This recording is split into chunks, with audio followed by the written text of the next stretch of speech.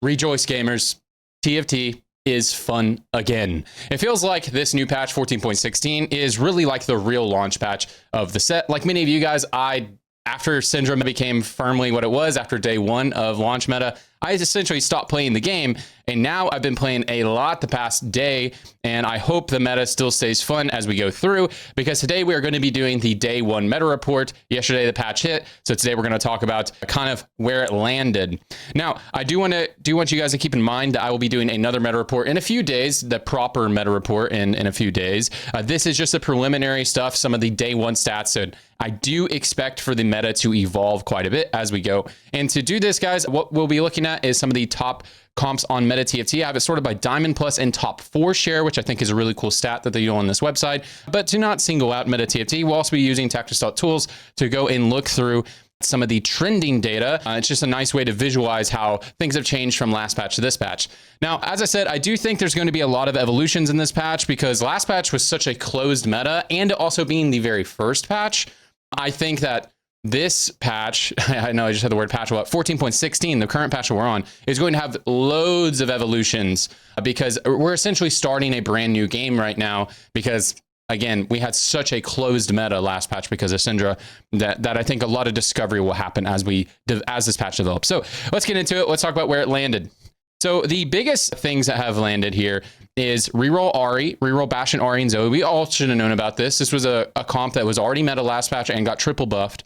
So we all knew this was going to be strong. Something else, and we'll go into specifics in a second. Portal Ryze, the rise of Ryze, the rise of Scholars in general, with the Scholar line being buffed completely and then everything else being nerfed.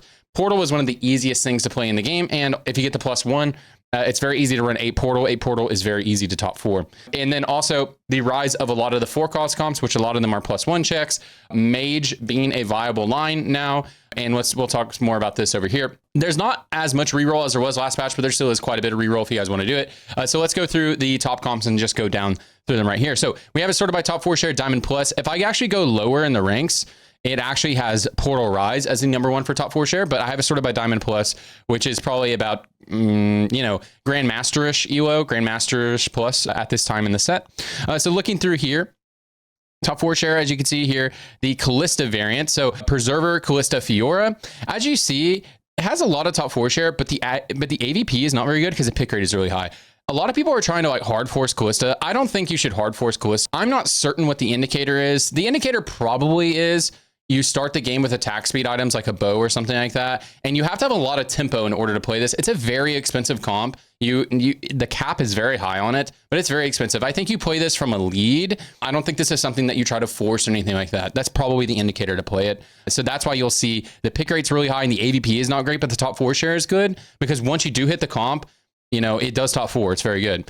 Now, a much easier comp to play is going to be Portal Ryze. I do not think this is something that you can force because anybody who gets a Portal +1 is going to play the comp and you'll be contested. I do think it would be forcible without the +1 if nobody else played it with the +1, but there's going to be somebody with a Portal +1 or leaning Portal. And if you're not the one who gets it, then you're going to be really contested. As you can see, the pick rate is quite high, but the AVP is very good. The reason why the pick rate is high, but the AVP is still pretty good is because, again, this composition is extremely easy to play. Very, very, very easy to play. Much easier to play than Preserver Callista Fiora.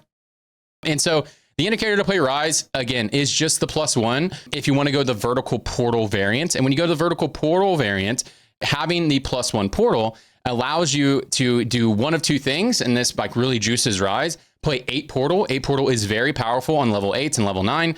It's very stable. A lot of times just guarantees you top 4 as long as you have some decent amount of HP. The other thing that +1 Portal does for you is it allows you to play 4 Scholar at 8 very easily. So those are the two variants that you can run: 6 Portal, 4 Scholar, or 8 Portal, and then just the 2 Scholar, just play all the Portal units. And you can add a Diana in there if you get a Diana too in the late game, and that'd be cool for you. Ryze items, so he actually is pretty good with spellcasting items now because they did up his base damages, right? So if you want to go this spellcasting variant, it's not bad. You can also go the Rageblade Nasher style variant as well. Try out both builds, it's fine.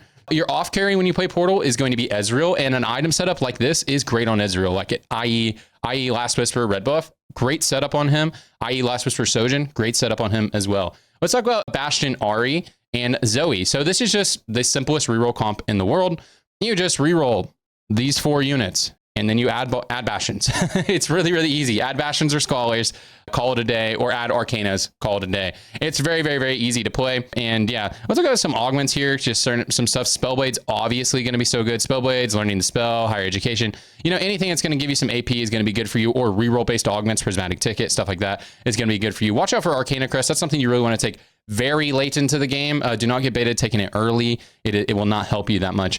So yeah, stuff like that is going to be a good indicator to play this, or you just natural a lot of Zoes or a lot of Poppies, something like that. Also, you can do the Lollipoppy build. You can take her Wallump augments or whatever, and that'd be good to go.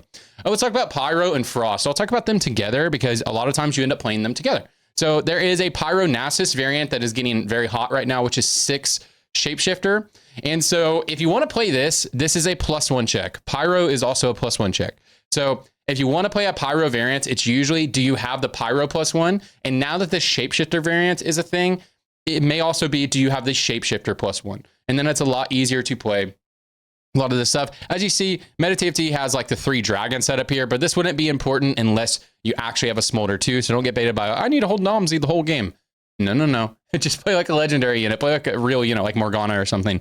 Don't hold Nomsy unless you have a Smolder too, and then in which case, maybe.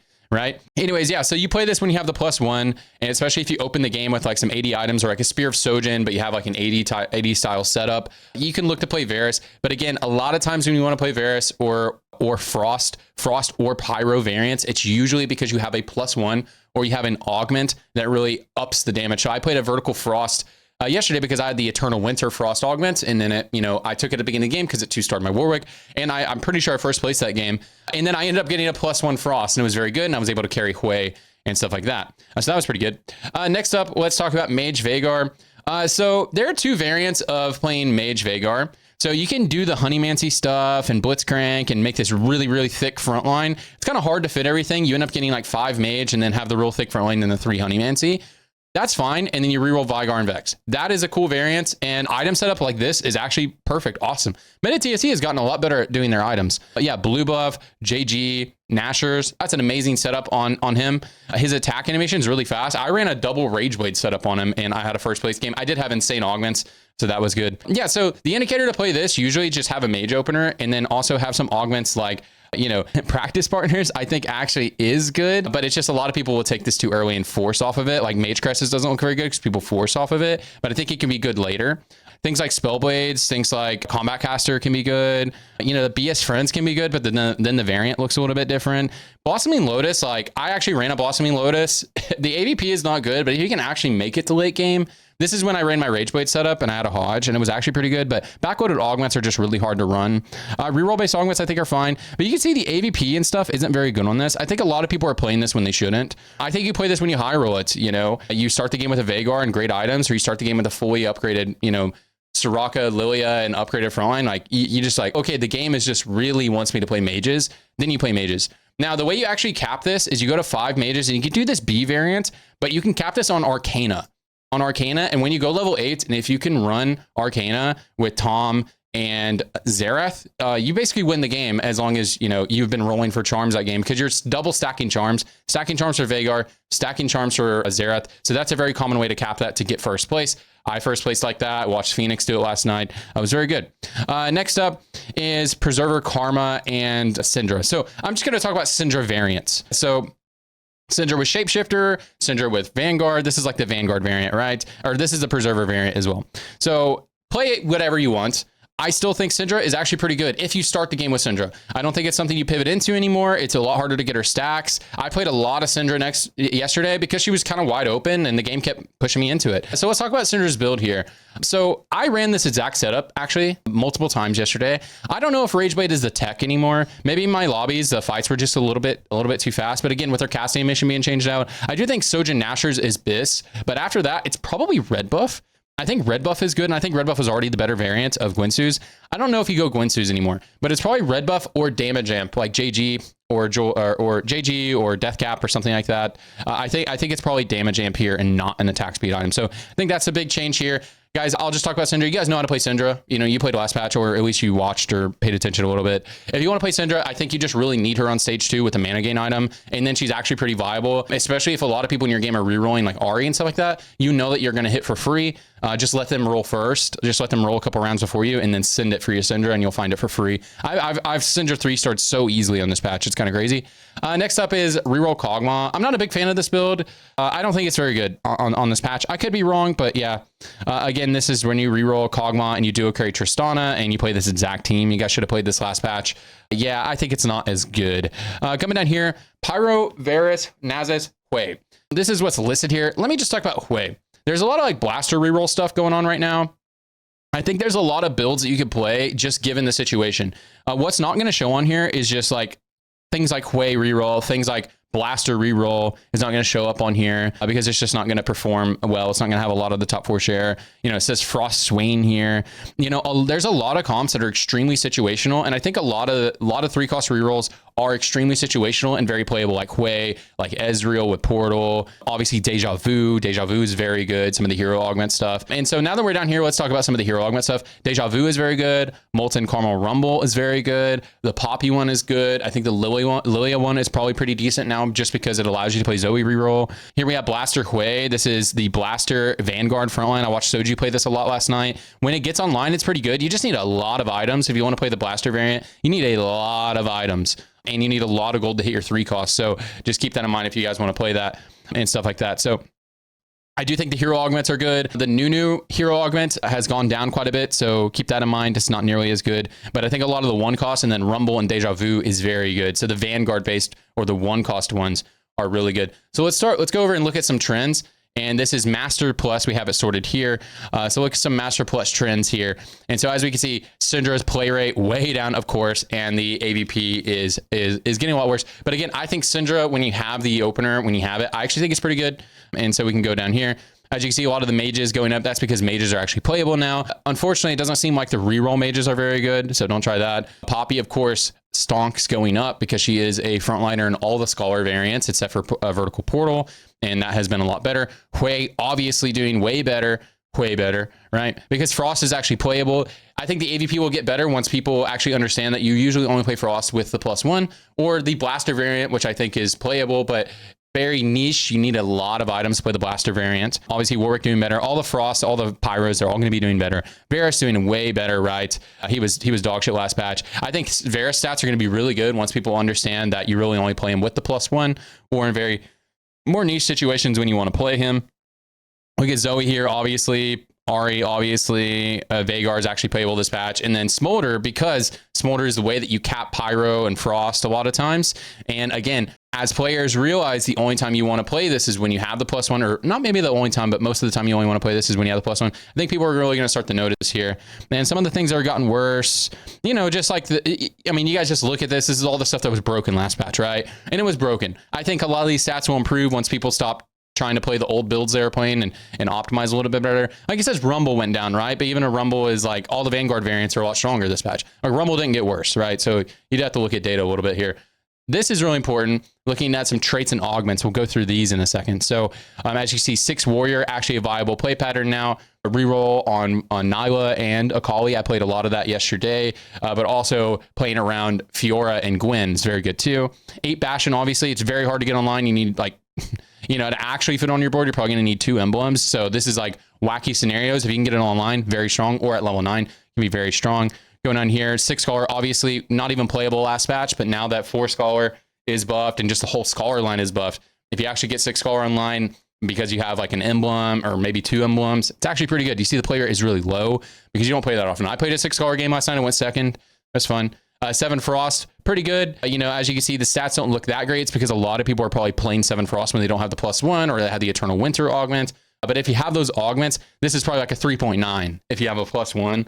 So just keep that in mind. 7 Mage, as I said, the Vagar variant is very good. If you're actually playing the Vagar variant when you get it and you get the +1 later, it's very, very, very, very, very strong, especially if you can get Arcana online. 6 Blaster, as I said, playable line. I think it's more niche because you probably need a +1 and you need a lot of items in order to play it. 3 Dragon, because again, 3 Dragon is a way that you cap a Pyro. This doesn't mean hold on to a Nomsy the whole game. Just keep that in mind if you actually end up carrying a Smolder at level 9. If he can get 3 Dragon in, it is very strong. 4 Sugarcraft, this is always going to perform poorly because it's a economy trait. 4 Arcana, obviously, if you can hit 4 Arcana, that means you made it to hyper late game. That's why the stats are going to look good there. And of course, this is a great way to cap is on Arcana. 9 Frost, that means you had multiple emblems. Beast Mode, of course, you're going to win the game there. And then 8 Portal here is a lot better. You see the stats aren't super good. That's because a lot of people are probably playing it when they shouldn't. But if you play this whenever you have the indicator, probably very good. 6 Fairy, still not good, guys. Just stay at 4 Fairy and you'll be good to go. Eldritch going down and Cantor going down. Again, I think a lot of these stats are just people trying to force the things that were good last patch, and they're just not nearly as good. But that doesn't mean that they're not playable, so keep that in mind. But don't lean to play those. As you can see, look, like 4 Vanguard is worse, but 4 Vanguard's great. That's a great front line. It's just because it was absolutely broken last patch because it was the front line for Syndra. 6 Shape going down. Again, 6 Shape was one of the front lines for Syndra, but don't be afraid to play 6 Shape. If you have the +1, then look out for that Pyro, Nasus, Varus build. It's popping up nowadays. And now we have down here 7 multi. As you said, look, it's still doing fine. If you have the augments, you're going for the reroll setup. I played a couple multi-striker games yesterday. It was my only bot 4 was one of my multi-striker games, but you know, I still think it's okay when you have the spot. I also had some successful reroll multi-striker games. So I didn't play Kassadin. I played a Kali Ashe, like a Kali Ashe primary, and then I played Kassadin as like my tank. So that's how I was playing it. Seemed okay. And then yeah, 6 Chrono is just kind of weird. Let's look at some augments here. As I said, look, the hero augments doing way better here. Look, Molten Rumble this here. And there's a lot of variants where you can play Rumble as your carry. You can go Sugarcraft. You can do some other stuff. And then when you play Rumble as your carry, you just go like balls to the wall damage with like maybe 1 defensive item. Yeah, the mage stuff doing better, right? Poppy's augment doing better. Scholar stuff doing better. Built diff is actually, oh no, this is worth the wait. Sorry, it looks like build diff. No, I'm doing a little bit better there, but still not super great. Warrior +1, obviously, yeah. And I think the stats will get better as people get better at playing warriors. The Caramelized Comforts. This was my other bot 4 because I forced this out of fun. Arcana, again, only take this on stage 3, probably. Or if it's like going to make you a 2-star Ahri on stage 2, then that's not that bad. You know, Scholar +1 wasn't even a thing last patch. Dark Alley dealings. Okay, I didn't know about this. Hey, this is doing a little bit better. Suspicious Trenchcoat and Trickster's Glass. That's cool. It's probably pretty good with mages. It's good on Nami. Trickster's Glass. I played that last night. That was pretty good. And then look at some other stuff, Encancer stuff, Spider Queen stuff. All the stuff that was broken last patch, right? The dequal thing, because they nerfed dequal, and people actually play AD comps now. Too healthy and stuff like that. Nerf. This is just Syndra nerfs. These are all just Syndra nerfs. Look at this. This is all just Syndra stuff. Anyways, guys, that's the overview for the day 1. I do think this patch is pretty good. I think you can play a lot of 4 costs. I think you can play a lot of 3 costs. And I think you can play rerolls in the right spot. And especially, obviously, Scholar reroll and that sort of thing. Look out for a lot of +1 augments, like +1 Frost, +1 Pyro, +1 Portal, because that can allow you and enable you to play a lot of comps. And I think a lot of those comps you just don't even play unless you have those things. Unless you're completely uncontested, no one is contesting that, and you tempo into a lot of these 4 costs without +1s, like tempoing into Kalista, tempoing into Varus, tempoing into Ryze. I think that's fine too. But if you're not going to have a lot of tempo, look for the +1s. And if you don't have the +1s, look for a reroll comp. One last thing, do not play Katarina. Let someone else figure that out. It's not working. Let someone else figure it out first. Even the man himself rated. He played it all day yesterday. Didn't get a single top 4. So look out for Katarina builds. They'll come out eventually, but it's just not happening right now. Anyways, appreciate you guys, and I'll see you